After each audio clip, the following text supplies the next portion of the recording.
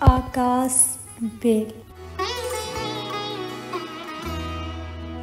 कल ही उन्हें इकदाम कत्ल का नोटिस भिजवा दिया है। इंशाल्लाह जल्द ही जिया की जान उनसे छूट जाएगी। रास्ता भर हम दोनों यही बातें करते रहे। वक़ार भाई के बताने पर मुझे इत्मीनान सा हुआ।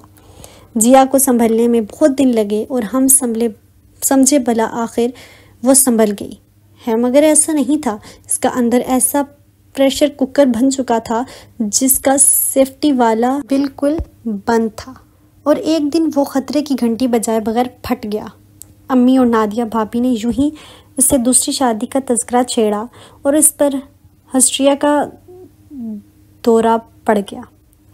कुछ ऐसे कि उसकी जान के लाले पड़ गए। वो 3 दिन हॉस्पिटल में रही और उसके बाद सबने तौबा कर ली। उसके सामने शादी का जिक्र भी नहीं करेंगे। वो एक नीम जान लाश की तरह हॉस्पिटल से लौटी थी, खामोश बैठी, खालाओं में देखती रहती या कभी कभार अलीना को पकड़ लेती। इसको भी जाने इसकी आगोश में कैसा सुकून मिलता था कि वो घंटों उसकी गोद में रहती और भूखी भी मज़े से सोई रहती। जिया इसे गोद से उतारती और उसका पोंपो बजने लगता। अलीना की वजह से जिया ज़िंदगी की तरफ लौटने लगी और इस रोज़ वो मुकम्मल तौर पर ज़िंदगी की तरफ पलट आई। जब उसे अपने शोहर की तरफ से तलाक के कागजात मौसूल हुए, वो लिफाफा खोलते ही इतनी ज़ोर से हंसी कि हम सब डर गए। जिया बेटी, क्या है इसमें? अम्मी ने हैरानी से पूछा और वो हंसती चली गई। हम सब बेबसी से उसे देखने लगे और वो कुछ देर यूं ही खोखली हंसती रही, फिर अपनी ही बाहों में मुँह छुपाकर बेख्तियार रोने लगी। अम्मी ने उठकर उसे सीने से लगाया तो उसके रोने में कुछ और भी शिद्दत आ गई। खाला जान, मैं वापस आ गई हूँ आपके पास, जिंदा सलामत। ये देखें। रोते रोते उसने सर उठाकर अपने ही बाजू पर जोर से चुटकी काटते हुए जैसे अपने जिंदा बदन को महसूस किया और फिर से हंसने लगी। जिया ने अब अलीना की तमाम तर जिम्मेदारी उठा ली थी। मेरा तो जैसे ढेरों बोझ हल्का हो गया। अब मैं अपने ऑफिस वर्क की तरफ पूरा ध्यान दे पा रही हूँ। यूं भी जिया बहुत दिनों से बीमार नहीं हुई थी, इससे बड़ा सुकून था और था ही नहीं। अम्मी लाएं आपके सर में तेल लगा दूं। शाम में ऑफिस से काफ़ी पहले आ गई थी। अम्मी को किताब पढ़ते देखकर मैंने कहा, अरे नहीं, जिया ने लगा दिया सुबह। अल्लाह ने क्या इसकी उंगलियों में जादू भरा है। सर दर्द से फटा जा रहा था, सुकून आ गया। तुम भी जिया से लगवा लो। मैं जो बड़े चाव से तेल की बोतल लेकर अम्मी के पास आई थी, खड़ी रह गई और फिर वो कमज़ोर से लागिर सी बीमार मुर्दा लाश से जियालों फली फूली जैसे कोई खुद रो बैल फली फूलती है कि सारे घर के दरो दीवार पर छा गई।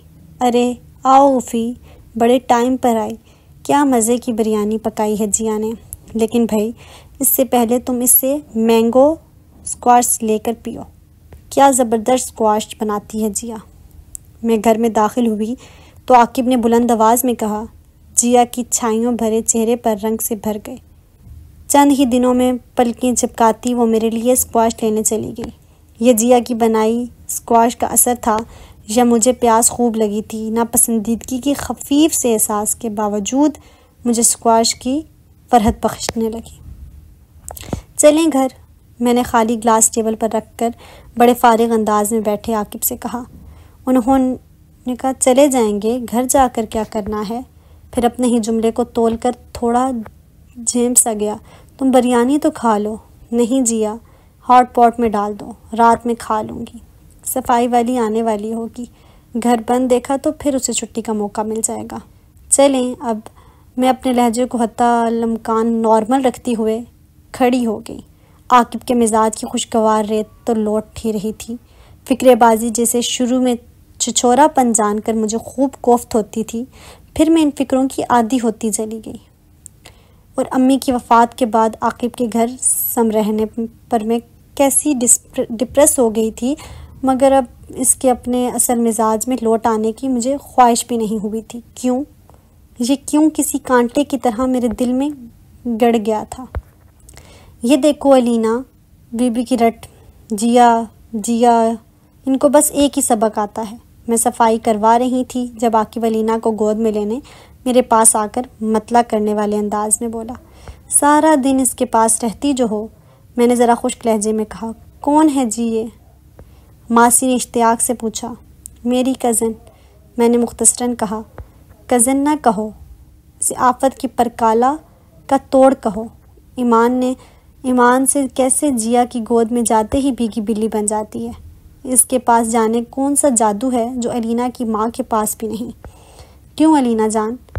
عاقب نے مجھے چڑھانے کو کہا تھا یا یوں ہی؟ جاتے ہوئے میں نے بغور اسے دیکھنا چاہا تھا مگر کچھ سمجھ نہ سکی۔ جیا خرد و بیل کی طرح بڑھتی پھیلتی ہمارے گھر تک آ گئی۔ بار بار عاقب کی شوخی، شرارت اور تازگی کو دیکھتے ہوئے مجھے یہ خیال آتے جا رہا تھا، بیوی کل چھٹی ہے، امی کی طرف جا کر کوئی پکنک وغیرہ کا پروگرام نہ بنایا جائے۔ عاقب نے دوسری بار وہی بریانی کھائی تھی، میرے لیے تو 3-4 چمچ ہی بجے تھے۔ کل کپڑے دھونے والی آئے گی اور سریا کو بھی بلایا ہے میں نے۔ پچھلا سین گردہ اور درختوں سے گرنے والے پتوں سے اٹا پڑا ہے، ساری صفائی کرانی ہے۔ میں نے نہ جانے کی ٹھوس وجہ بتائی تو عاقب کا منہ بن گیا۔ بور پروگرام، چلو تم تو صفائی ڈے مناؤ گی، میں اور علینا کیا کریں گے؟ کیوں علینا جان؟ انہوں نے پریم میں بیٹھی علینا سے رائے لینا چاہی۔ سال بھر کی ہونے کے باوجود وہ ابھی 6 ماہ کی لگتی تھی۔ آپ دونوں کل میری ہیلپ کرائیں گے؟ ہرگز نہیں۔ چلو یوں کرتے ہیں، آپ صفائی وغیرہ کرواتی رہیے گا، میں اور علینا نانوں کی طرف چلے جائیں گے۔ یہ بلا جیا کے بغیر رہے گی؟ عاقب کے دل کی بات منہ پر آ ہی گئی۔ جی نہیں، بلکہ اچھا نہیں لگتا ہر وقت ان کے سر پر سوار رہنا۔ ان کی اپنی بھی لائف ہے اور علینا کو بھی گھر میں تھوڑا ایڈجسٹ ہونا چاہیے۔ کل کوئی کہیں نہیں جائے گا، میں نے سختی سے کہہ دیا۔ عاقب چپ ہو گیا۔ میں سمجھی شاید وہ سمجھ گیا ہے مگر ایسا نہیں تھا۔ ناشتے کے بعد وہ تیار ہونے لگا۔ یار ذرا علینا کو بھی تیار کر دو۔ کیوں؟ میں چونکی۔ ہم امی کی طرف جا رہے ہیں، وہ کہہ کر اپنے ہینگ کیے ہوئے کپڑے لے کر بدلنے چلا گیا۔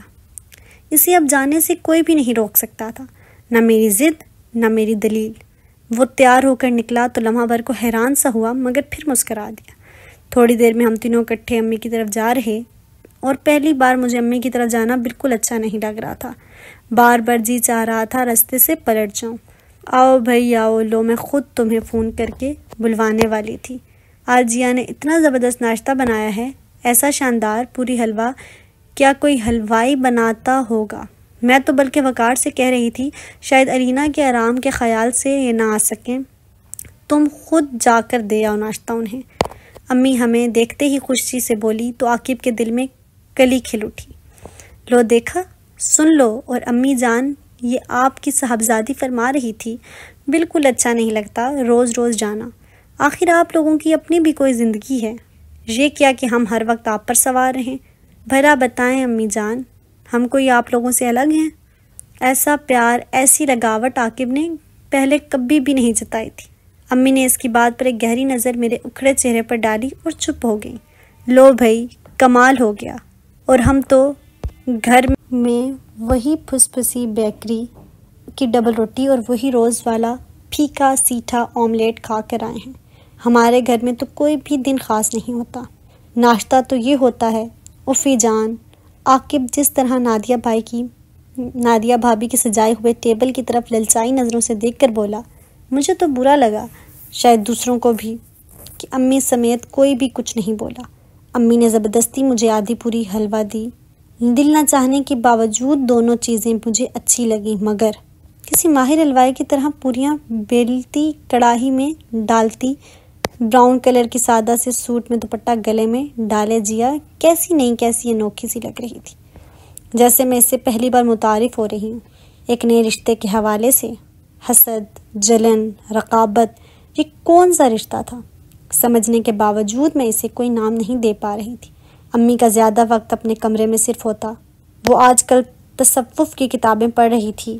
کشف المحبوب میں گم امی کو میرے آنے کا پتہ بھی نہیں چلا۔ میں بے چین سی بیٹھ کے باہر محفل جمی تھی، باتوں اور گپوں کے ساتھ چائے کا تیسرا دور چل رہا تھا۔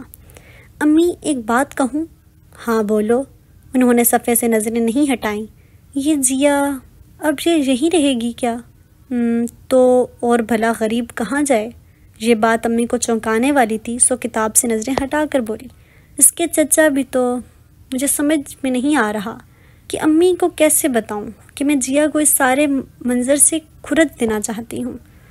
لو، اتنے ہمدرد ہوتے تو جو اس غریب کے ساتھ بیتی کے پتھر بھی سن کر رو دیے، ایک بار آتے نا اس کا حال احوال پوچھنے۔ جانے دو ایسے رشتوں کو، امی نے ہاتھ لہرایا۔ تو اب کیا؟ وہ جلا کر بولی۔ وہ یہیں رہے گی تو کیا؟ انہوں نے جھنجھلا کر کتاب زور سے بند کی۔ امی، اچھا نہیں لگتا۔ پھر وقار بھائی، آپ خود سمجھدار ہیں، میں کس طرح عاقب کا نام زبان پر لاؤں؟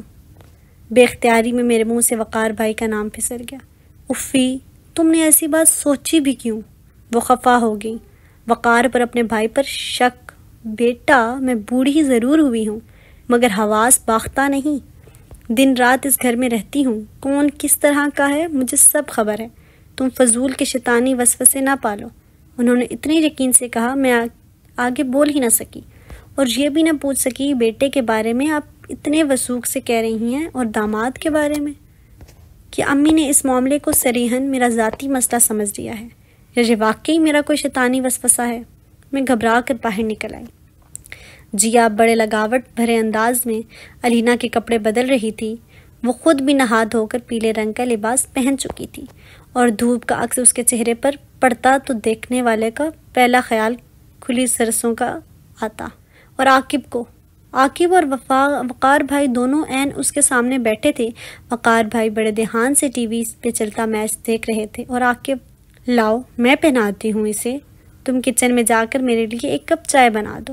میں نے بالکل غیر ارادی طور پر اسے علینا کے کپڑے لیے اور پہنانے لگی۔ وہ خاموشی سے اٹھ کر کچن میں چلی گئی ہے۔ میں نے عاقب کی تنخواہ کو گنا، 3000 روپے کم تھے۔ تمہارے لیے سرپرائز۔ اس نے مسکراتے ہوئے پیچھے رکھا پھولا ہوا شاپنگ بیگ اٹھا کر کھولا اور موو کلر کا ایک خوبصورت سوٹ نکالا۔ میرے لیے؟ مجھے سخت حیرت ہوئی۔ ہاں، تمہارے لیے، کیوں اچھا نہیں؟ نہیں، بہت خوبصورت ہے۔ شادی کے اولین دونوں کے بعد عاقب خود سے کوئی چیز میرے لیے لے کر آیا تھا تو میں کیسے ناپسند کرتی؟ اور یہ سینڈل تھی۔ سینڈل اس نے دوسرے شاپر سے نکالا اور وہ سوٹ سے بھی زبردست تھا مگر میچنگ نہیں تھا۔ میں نے جلدی سے جوتا نکال کر پہننے کی کوشش کی، وہ میرے پیر میں پھنس بھی نہیں سکا تھا۔ یہ کیا؟ یہ تو مجھے چھوٹا ہے۔ اوہ اچھا، مگر وہ سیلز مین تو کہہ رہا تھا کہ یہ آخری نمبر ہے، تو میں نے سوچا تمہیں پورا ہی ہوگا۔ اس کا انداز کچھ نظریں چرانے والا تھا۔ عاقب، 8 نمبر کا جوتا آخری نمبر کا نہیں کہلاتا، میں نے کچھ جتاتے ہوئے کہا۔ اوہ بھائی، مجھے کیا پتا آخری نمبر کس سائز کا ہوتا ہے، میں کوئی دکاندار تھوڑی ہوں۔ اس نے جلدی سے جوتا اٹھا کر دوبارہ ڈبے میں ڈال دیا۔ تو یہ تم واپس کراؤ نا، اس سے بڑا نمبر۔ رسید تو شاید میں لینا بھول گیا تھا، اب کہاں واپس کریں گے؟ وہ تم یوں کرو، وہ رکا، تم یہ جوتا جیا کو دے دو، شاید اسے پورا آ جائے، اور یہ میں اس کے لیے سوٹ بھی لے کر آیا تھا۔ دیکھو نا، وہ ہماری بیٹی کا اتنا خیال رکھتی ہے، اسے سنبھالتی ہے، تو اچھا نہیں لگتا، یوں بھی کوئی ملازمہ تھوڑی ہے۔ وہ وضاحتیں دیتے ہوئے دوسرا زنک کلر کا پہلے سے بھی خوبصورت سوٹ دکھاتے ہوئے کہہ رہا تھا، اور سارا معاملہ میری سمجھ میں آ گیا۔ میرے اندر کچھ ٹوٹ گیا۔ میں نے بے دلی سے ہاتھ میں پکڑا سوٹ ایک طرف رکھ دیا۔ نادیہ بھابھی اور امی بھی علینا کا اتنا خیال رکھتی تھی، تمہیں کبھی ان کے لیے تو کچھ خریدنے کا خیال نہیں آیا؟ میں نہ چاہتے ہوئے بھی جتا دیا۔ اوہو، وہ تو گھر کی بات ہے، کوئی جواب نہیں، سوجا تو جھلا کر بولا۔ اور یہ دل کی بات کہتے ہیں؟ میں نے بمشکل زبان کو روکا۔ تمہاری دوست بھی ہے، اور پھر وہ ٹھیک سے جیا کا خود سے تعلق بیان نہیں کر پا رہا تھا۔ اور پھر کیا؟ میں تڑک کر بولی۔ کچھ نہیں۔ وہ بیزار سا ہو کر کھڑا ہو گیا۔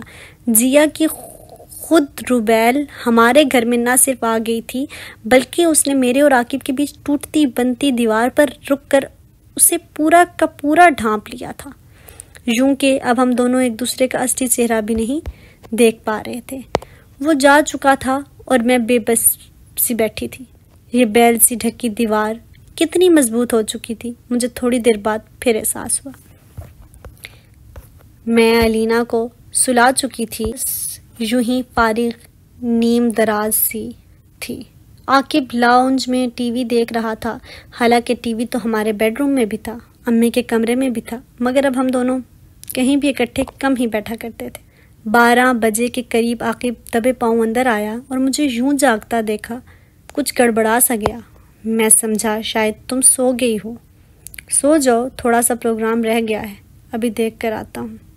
وہ مجھ سے کیسے کترانے لگا، تو اس کے انداز بتا رہے تھے میں بھلا اب بھی نہ سمجھتی۔ وہ میرے لیٹ جانے کے بعد ہی کمرے میں آیا تھا اور مجھے لیٹ جانے کے بعد بھی بہت دیر تک نیند نہیں آئی۔ لو بھائی جیا، یہ اوفی نے اور میں نے تمہارے لیے کچھ شاپنگ کی ہے، دیکھو تمہیں کیسی لگی۔ اگلی شام عاقب شاید آفس سے واپس گھر جا کر وہ شاپنگ بیگ لے کر آیا تھا، کیونکہ صبح تو اس نے ایسا کچھ ساتھ نہیں لیا تھا۔ جیا کے چہرے کا رنگ بدلا اور پھر کھل سا گیا۔ وہ جوتے اور کپڑے کو پسندیدہ نظروں سے دیکھ رہی تھی۔ بہت زبردست ہیں عاقب بھائی، مگر اس کی کیا ضرورت تھی؟ یہ کلر تو تمہارا فیوریٹ ہے اور تم پر سوٹ بھی خوب کرتا ہے۔ یاد ہے گرمیوں کے ہر سیزن میں تم امی سے ضد کر کے ایسے 2-3 سوٹ اسی کلر کے بنواتی تھی۔ نادیہ بھابھی جیا سے زیادہ پرجوش بھی تھی۔ امی بے نیاز سی بیٹھی امام غزالی کی کوئی کتاب پڑھ رہی تھی۔ وہ دنیا نپٹا چکی تھی اور میری تو دنیا ابھی شروع ہوئی تھی اور میں اس میں کمر تک دھسی ہوئی تھی۔ میں نے بارہا امی کو اپنے بے بسی کا احساس دلانا چاہا، اور امی، یتیم بھانجی کو کہاں دھکا دے دوں؟ تمہیں خواہ مخواہ اس بے زبان سے کیا پرخاش ہو گئی ہے؟ اللہ اس سے ڈرو، اس کا سامنا نہیں کرنا جا کر۔ اب امی کی 10 باتوں میں 5 اللہ کے عتاب خوف سے متعلق ہوتی، اب میں انہیں کیا بتاتی؟ اس وقت مجھے اپنی بربادی کا خوف اللہ کے خوف سے بھی بے نیاز کر رہا تھا۔ دنیا داری میں دھس جانا شاید اسی کا نام ہے۔ اور جانے کیسے میرے خیالات کی بھنک نادیہ بھابھی کو بھی مل گئی۔ ان کے ریئیکشن کا علم مجھے انہی کی زبانی ہو گیا۔ میں لینا کا فیڈر لینے کچن میں جا رہی تھی جب وہ وقار بھائی سے بڑے غضبناک انداز میں کہہ رہی تھی، یہ گھر اب جتنا میرا ہے اتنا اوفی کا بھی۔ اگر میں محض آپ کی وجہ سے یا امی کے خیال سے اس کی بچی کو سنبھالتی ہوں تو اس کا مطلب یہ نہیں وہ میرے حقوق غصب کرتی جائے۔ اگر میری بہن کو اس گھر سے کسی سے نکالنے کی بات کی تو میں بتا رہی ہوں آپ کو میں بھی اس گھر میں نہیں رہوں گی۔ پوچھیں ذرا اس معصوم بے زبان نے کیا تکلیف دی ہے اسے جو ہاتھ دھو کر اس کے پیچھے پڑ گئی ہے۔ یہ میری بے انتہا چاہنے والی نادیہ بھابھی تھی۔ بہن کے بالمقابل آتے ہی وہ میرے سامنے تن کر کھڑی ہو گئی، اور اس دن کے بعد ان کے رویے میں میرے لیے سرد مہری آ گئی۔ بلکہ اب وہ کوشش کرتی کہ جیا بھی علینا کی دیکھ بھال نہ کرے، جس کا نتیجہ علینا کے ڈائریا کی صورت میں نکلا۔ میری پریشانی دن بدن بڑھتی جا رہی تھی۔ عاقب کا رویہ بدلتا جا رہا تھا۔ میری کم ہمتی مجھے اس سے کھل کر بات کرنے سے روکتی۔ اگر وہ مان جاتا میرے پاس کیا بچتا؟ وہ منکر ہو جاتا میرے پاس کیا بچتا؟ میں نے جیا کو بہت دنوں سے خود سے مخاطب کرنا چھوڑ رکھا تھا، یہی رویہ اس کا بھی میرے ساتھ تھا۔ شاید نادیہ بھابھی کے کہے کا اثر تھا، اس نے خود ہی کچھ طے کیا تھا کہ اب علینا کی پرواہ کم ہی کرتی تھی، اور سچ بھی تھا علینا کی ماں اسے اس آخری پناہ گاہ سے دھکا دینے کی سازشیں کرے تو وہ کس دل سے علینا کا خیال رکھ سکتی تھی۔ میں آفس سے جلدی آؤں یا دیر سے عاقب وہیں موجود ہوتا تھا۔ لطیفے، باتیں، چٹکلے یوں اس کے منہ سے جھرتے جیسے شادی کے شروع دنوں میں میرے ساتھ تھا۔ میں نے سر جھٹک دیا۔ میں کچھ یاد نہیں کرنا چاہتی تھی۔ علینا کی طبیعت ٹھیک ہونے میں نہیں آ رہی تھی اور آج میرے آفس سے دوسری چھٹی تھی۔ بھئی یوں کرو، اسے جیا کے پاس لے جاؤ، دیکھو یوں ٹھیک ہو جائے گی۔ تم خواہ مخواہ خود کو ہلکان کر رہی ہو۔ عاقب نے چٹکی بجاتے ہوئے مشورہ دیا۔ مجھے آگ ہی تو لگ گئی۔ کیوں؟ جیا بی بی کے ڈاکٹر ہیں؟ فضول ہانکتے رہتے ہیں آپ بھی۔ اسی لیے تو میں اب تم سے کسی قسم کی بکواس نہیں کرتا۔ میرا ذرا سا بولنا بھی تمہیں ہانکنا لگتا ہے۔ جاؤ مرو اس بیماری کی پوٹ کے ساتھ۔ نفرت و بیزاری کا اس سے کھلا اظہار اور کون سا ہو سکتا تھا؟ میں دنگ ہی تو رہ گئی۔ اس کے اندر میرے خلاف اس قدر زہر بھر چکا تھا اور میں کس گمان میں تھی؟ عاقب اب کہاں ہیں؟ الینا کو ڈاکٹر کے پاس لے کر جانا ہے، جلدی گھر آئیں۔ الینا کی بگڑتی حالت دیکھ کر میں نے بالآخر خود ہی اس کی سیل پر رابطہ کیا، جو تیسری بار مل سکا۔ آ رہا ہوں، مختصراً بیزار سا جملہ کہہ کر سیل آف کر دیا۔ آپ کہاں گئے تھے؟ وہ گھنٹے بعد پہنچا تھا۔ راستے میں بولوں گا تو تمہیں فضول ہانکنا لگے گا، چپ رہوں گا تو شک کی آگ میں کرتی رہو گی۔ اف، یہ عاقب کے بولنے کا انداز تھا۔ اس نے تو کبھی مجھ سے اس طرح بات نہیں کی تھی۔ میں نے مزید کچھ نہیں پوچھا اور آنسو چھپانے کو منہ پھیر لیا۔ ارے سر آپ، میں سلطان صاحب کو کلینک میں دیکھ کر کچھ حیران سی رہ گئی۔ ان کی گود میں الینا کی ہم عمر بچی تھی، مگر الینا سے زیادہ صحت اور خوبصورت، مگر بیمار۔ ہاں، اسے دکھانے لایا ہوں، ٹھیک نہیں ہے یہ، وہ افسردگی سے بچی کو ساتھ لگاتے ہوئے بولے۔ عاقب بیزار صورت لیے بیٹھا تھا۔ یہ سر کون ہے؟ میں نے بچی کے گال کو چھو کر پوچھا۔ اس کا گال تھک رہ گیا۔ میری پوتی۔ اور یہ ہے؟ مجھے بچی پر بے تحاشا ترس آیا۔ سر سلطان کے جو جوان بیٹے اور بہو کا ابھی چند ماہ پہلے بڑا خوفناک روڈ ایکسیڈنٹ میں انتقال ہو گیا تھا، اور یہ بچی اتفاق سے گھر میں تھی، اس لیے بچ گئی۔ سر سلطان ہمارے آفس کے ایگزیکٹو میں سے تھے۔ آپ نے چیک کرا لیا اسے سر؟ ہاں، بس انجیکشن لگنا ہے، ٹھیک ہی نہیں رہتی ہے۔ 3 گورنس بدل چکا ہوں۔ کوئی بھی اس معصوم کو ماں کا پیار نہیں دے سکتی۔ بس وہ رونے لگا۔ الینا گرتی ڈولتی میرے پاس آ گئی۔ عاقب نے اٹھ کر اسے پکڑنے کی کوشش نہیں کی۔ میں نے اسے جھک کر گود میں اٹھا لیا۔ میں کچھ دیر ان کے پاس کھڑی تھی۔ نادیہ بھابھی کو تو شاید میرا ہر روز یوں چلے آنا بھی برا لگنے لگا تھا، مگر میری مجبوری۔ واہ عفیفہ بی بی، کیسی مجبوری؟ لالچ، خود نمائی کا لالچ کہ تم عام عورتوں کی طرح گھر میں ہانڈی چولہے کے آگے بیٹھ کر خود کو سپوائل ضائع نہیں کر رہی۔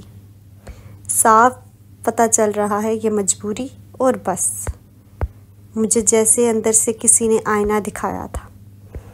پھر سلطان صاحب کبھی کبھار امی کی طرف آنے لگے، یا ان کا ڈرائیور رمشا کو چھوڑ جاتا اور جیا بی بی اپنی ترسی ہوئی ممتا کو سیراب کرنے لگتی۔ تم کوئی بیبی سٹنگ کیوں نہیں سٹارٹ کر لیتی؟ میں اسے اب بلاتی نہیں تھی، سارا دوستانہ خواب ہو چکا تھا، پھر بھی ایک روز طنز کیے بغیر رہ نہ سکی۔ وہ بھی جواب دینے سے نہیں چکی۔ میں سوچ رہی ہوں آج کل۔ ہاں، ظاہر ہے اس بیبی سٹنگ سے منسلک بہت سے فوائد جو حاصل ہو سکتے ہیں، میں نے جتاتے ہوئے کہا۔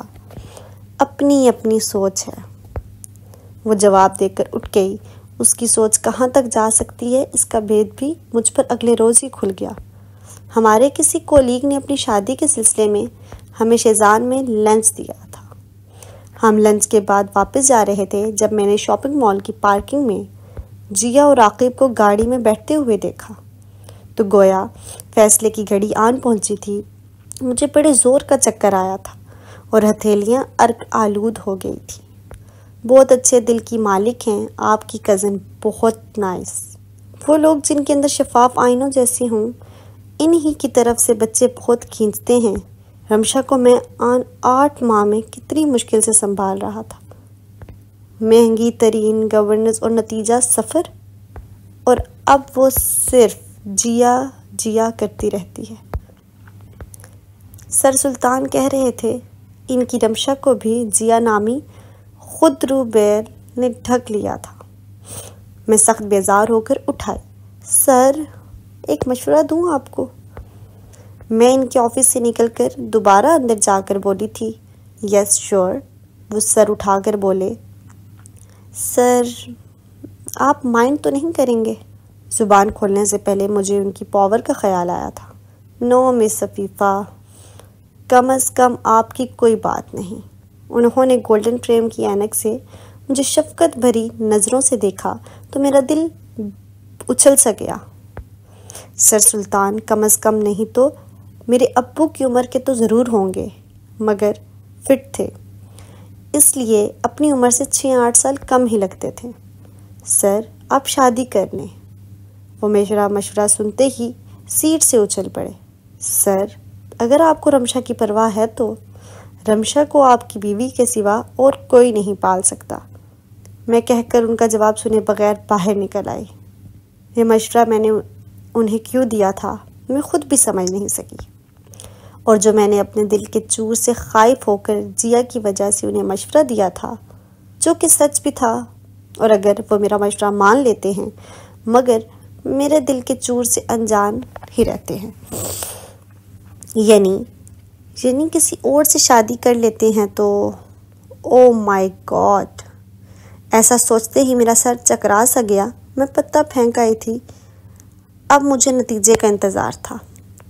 عاقب ایک بات ہے، میں کیسے اس کے سامنے اپنے دل کی گرہ کھولتی جو روز بروز میرے گلے کے گرد گھیر کر رہی تھی۔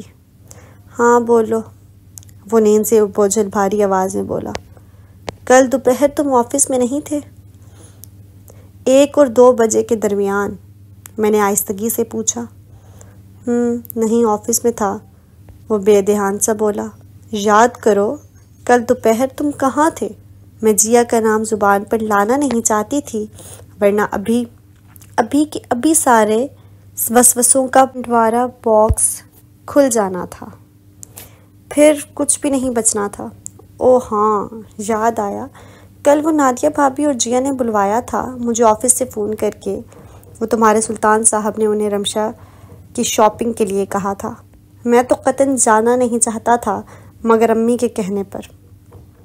وہ بولتے بولتے رک گیا اور میری طرف دیکھنے لگا۔ تم مجھ پر شک کر رہی ہو؟ اس نے غصہ بھری آنکھیں مجھ پر جمائیں۔ نہیں، یوں ہی پوچھ رہی تھی۔ میں حق پر ہوتے ہوئے بھی ہکلا گئی۔ تمہارا دماغ خراب ہو چکا ہے اور کوئی مسئلہ نہیں، سو جاؤ، وہ غرا کر بولا اور کروٹ لے کر سو گیا، اور میں بہت دیر تک جاگتی رہی۔ امی آپ جیا کی شادی کر دیں۔ میں سب طرف سے بے بس ہو کر پھر امی کی طرف آئی۔ وہ نہیں مانتی تو کب تک یوں ہی بیٹھی رہے گی؟ میں جھلا کر بولی۔ تمہیں میرے یوں بیٹھنے سے کیا پرابلم ہے بھلا؟ مجھے نہیں پتا تھا وہ یوں میرے سامنے آ کر مجھ سے پوچھ لے گی۔ تم لوگوں نے عاقب کو فون کر کے کیوں بلوایا رمشا کی شاپنگ کے لیے؟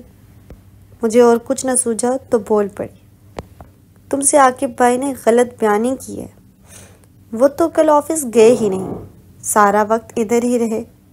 امی سے پوچھ لو، وہ بڑے آرام سے کہتے ہوئے چل دی، اور میں سن سی بیٹھی رہ گئی۔ امی، بہت دیر بعد میرے گلے سے گھٹی گھٹی آواز نکلی۔ امی نے نظریں چرا لی۔ میں وضو کر لوں، نماز کا وقت نکلا جا رہا ہے۔ وہ اٹھ کر کھڑی ہوئی اور جلدی میں میری جوتی پہن کر جانے لگیں، پھر رک گئیں۔ میری جوتی اتار کر میرے پیروں کے پاس رکھ دی۔ کہتی تھی نا، پیر بڑے گواروں کے اور سر بڑے سرداروں کے۔ اگر قدرت کی طرف سے کوئی کمی یا زیادتی ہو جائے تو وہ قابل معافی ہے، لیکن اگر انسان جانتے بوجھتے خود کو گڑھے میں گرائے تو وہ قابل رحم بھی نہیں۔ وہ رک گئی۔ میں نہ سمجھی انہیں دیکھ رہی تھی۔ وہ یہاں کیوں آتا ہے اس کی وجہ؟ خود کو گڑھے میں گراؤں گی تو کوئی تم پر رحم نہیں کھائے گا۔ نماز پڑھ لو تم بھی اٹھ کر۔ عقل بڑی چیز ہے، اور جو وقت کے تقاضے کو سمجھ لے اس سے بڑا دانا کوئی نہیں۔ وہ عجیب سے اقوال کہہ کر وہاں سے چلی گئی، اور میں جیسے اندھیرے میں کھڑی رہ گئی۔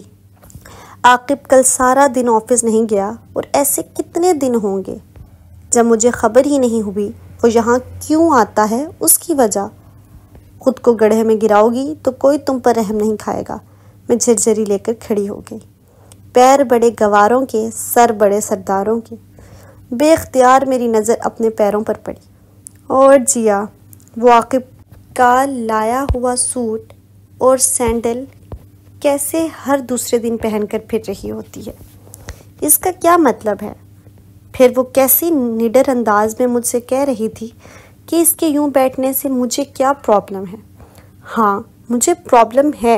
تم میرا گھر برباد کر رہی ہو، اپنا گھر اجاڑ کر تم میرا ہنستا بستا گھر اجاڑ رہی ہو۔ یہ پرابلم ہے، مجھے سنا تم نے؟ میں تمہارے گھر آتی ہوں تمہارا گھر اجاڑنے کے لیے؟ وہ دور کھڑی ہنسی تھی۔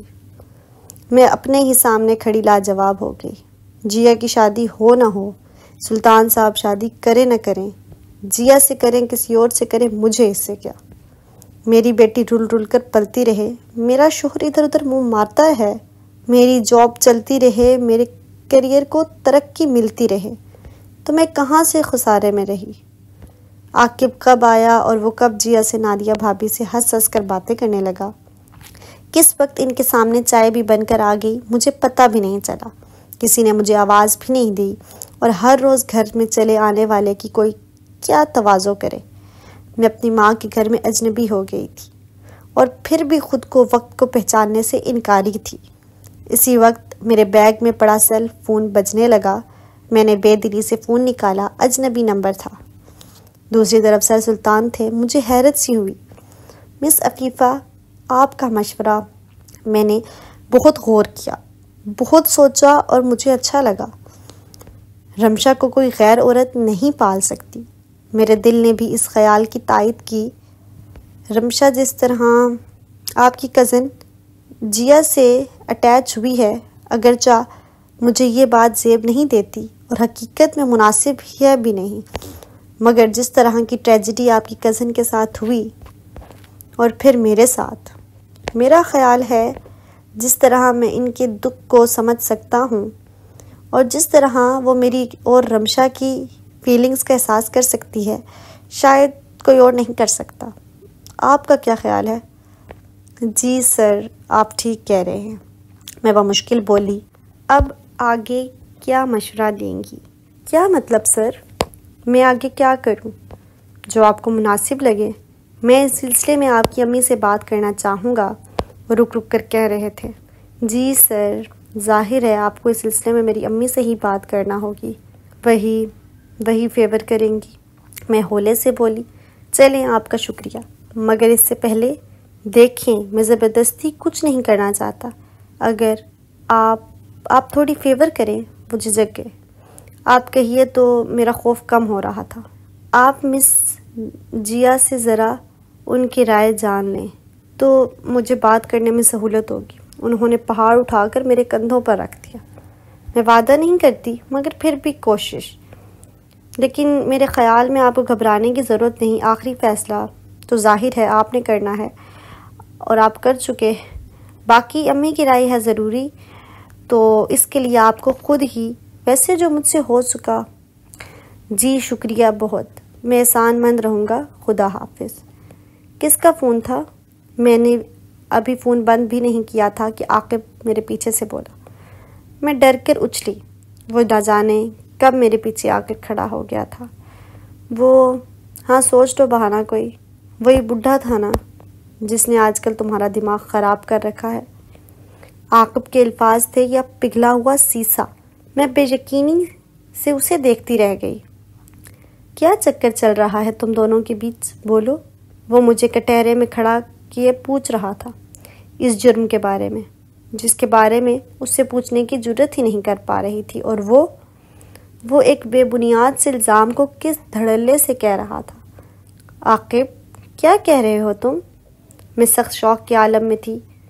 وہی جو تمہارے دل میں ہے آج کل۔ بولو، کیا چاہتی ہو؟ بہت دنوں سے تمہارے بدلے ہوئے تیور دیکھ رہا ہوں، اور تم آفس سے کیوں چھٹی نہیں کر رہی؟ مجھے اس کی وجہ اب سمجھ میں آ رہی ہے۔ جا رہا ہوں، وہ دھم دھم کرتا وہاں سے چل دیا، اور میں یوں کھڑی تھی جیسے کسی نے مجھ پر سکتہ کر دیا ہو۔ میں دنگ سی بیٹھ گئی۔ سب کچھ میری توقعات کے الٹ ہو رہا تھا۔ علینا زور زور سے رو رہی تھی اور اس کی آواز کہیں دور سے آ رہی تھی۔ میں ہڑبڑا کر اٹھی۔ جانے کب میں بیٹھے بیٹھے امی کے بستر پر لڑک کر سو گئی۔ علینا کے رونے کی آواز بھی ابھی آ رہی تھی۔ میں تیزی سے باہر نکلی۔ لاؤنج میں کوئی نہیں تھا، بلکہ علینا کی رونے کی آواز کے علاوہ پورے گھر میں مکمل خاموشی تھی۔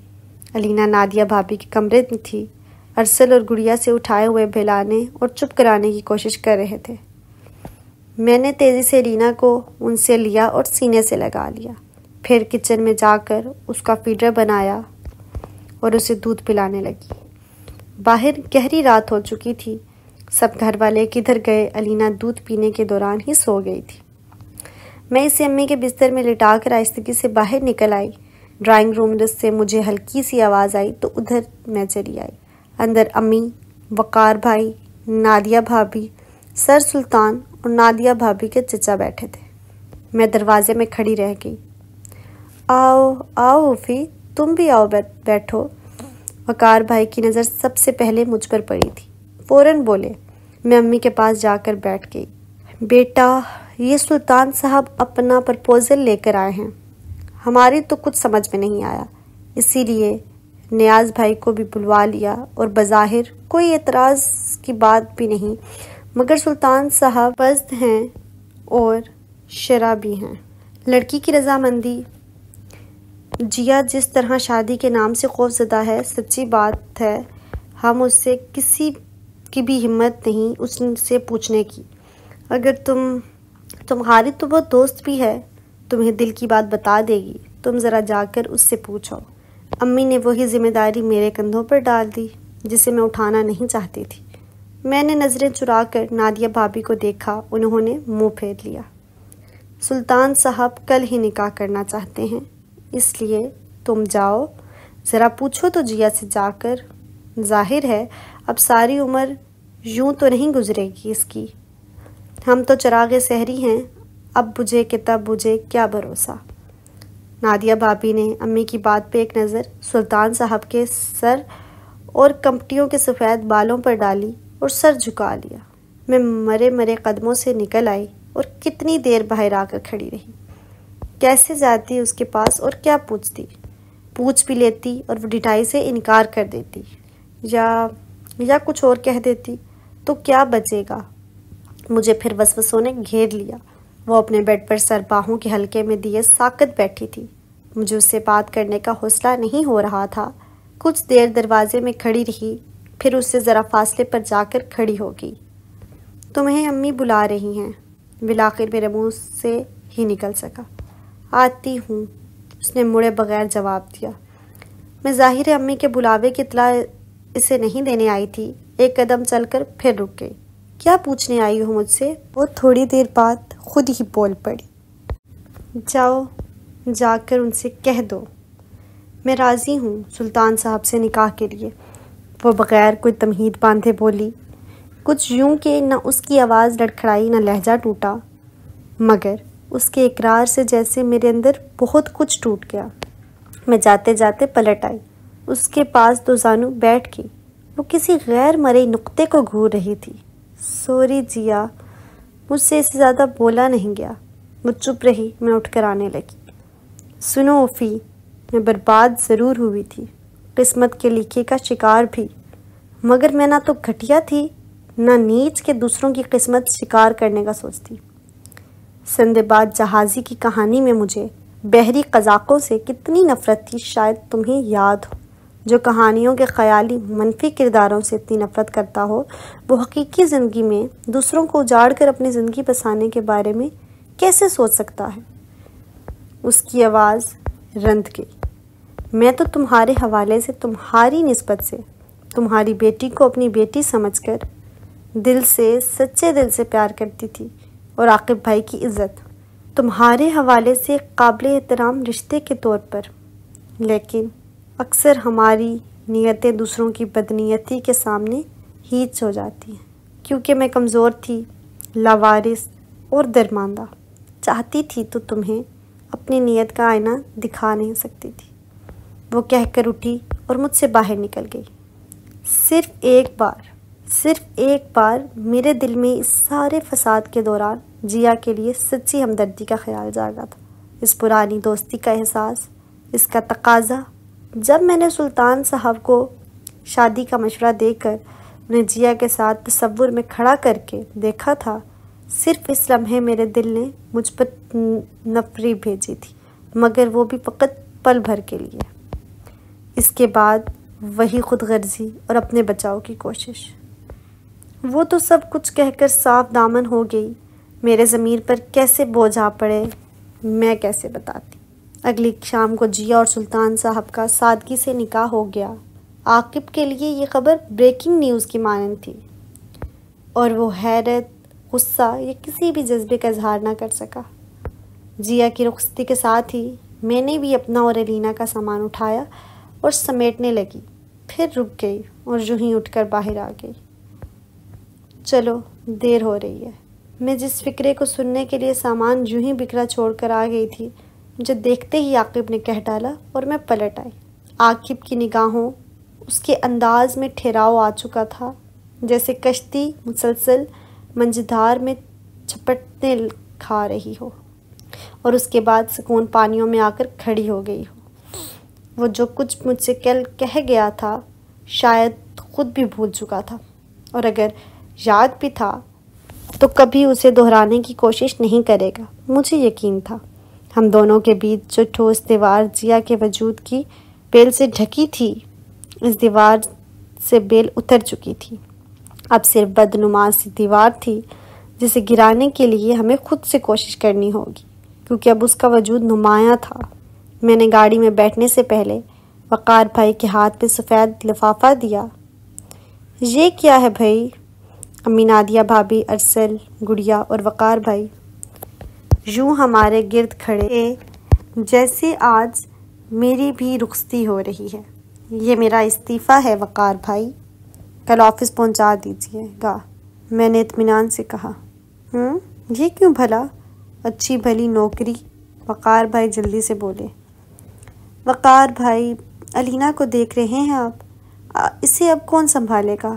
جیا تو چلی گئی، یوں بھی ہر روز کی مشقت، آنا جانا الگ تھکاتا تھا، پھر جا کر گھر کے کام بھی نہیں ہو پاتے تھے۔ عاقب صاحب کو بھی تو توجہ چاہیے۔ میں نے آخری فکرہ زیر لب کیا۔ اس لیے فی الحال جاب نہیں چل سکتی، کیوں امی؟ اور امی مجھے دیکھتے ہوئے یوں سر ہلا رہی تھی جیسے انہیں اپنے اس پسندیدہ محاورے کی صحت پر شک ہونے لگا۔ بھائی بیوی ہو تم، اپنی مرضی کی مالک اور موڈی بھی۔ یہی بات ہے، میں تم سے کہتا تو تم کبھی نہ مانتی۔ عاقب نے گاڑی سٹارٹ کرتے ہوئے یوں مجھ سے کہا جیسے ہمارے درمیان وہ بدنما سی دیوار خود ہی گر گئی۔ اچھا، اب جو کہوں گی وہ تو مانیں گے نا؟ میں نے بھی اس دیوار کے بلے پر پاؤں رکھتے ہوئے ذرا لاڈ سے کہا۔ ہاں بولو، اس وقت تو جو کہو، سوچ لیں پھر نہ مکرنا پڑے آپ کو۔ نہیں بھائی، تم کہہ کر تو دیکھو۔ عاقب، میرا جوتا ٹوٹ گیا ہے، دیکھیں تو۔ گھر جانے سے پہلے مارکیٹ سے لے دیں، میں نے جوتے کی ٹوٹی ہوئی اسٹرپ دکھا کر کہا۔ نہیں بیوی، یہ ظلم نہیں، یوں بھی جوتے کا کوئی مسئلہ نہیں۔ تم نے اب کون سا آفس جانا ہے، گھر میں رہنا ہے نا، سو میری سلیپروں سے کام چلا لینا۔ دیکھا، سیم سائز کا جوتا ہو تو کتنا فائدہ رہتا ہے۔ ہاں، بندہ خواری سے بچ جاتا ہے۔ ارینا میری گود میں چھل کر اوں کرنے لگی اور ہم یوں ہی ہنس دیے۔ یہاں پہ یہ ناول ختم ہوا۔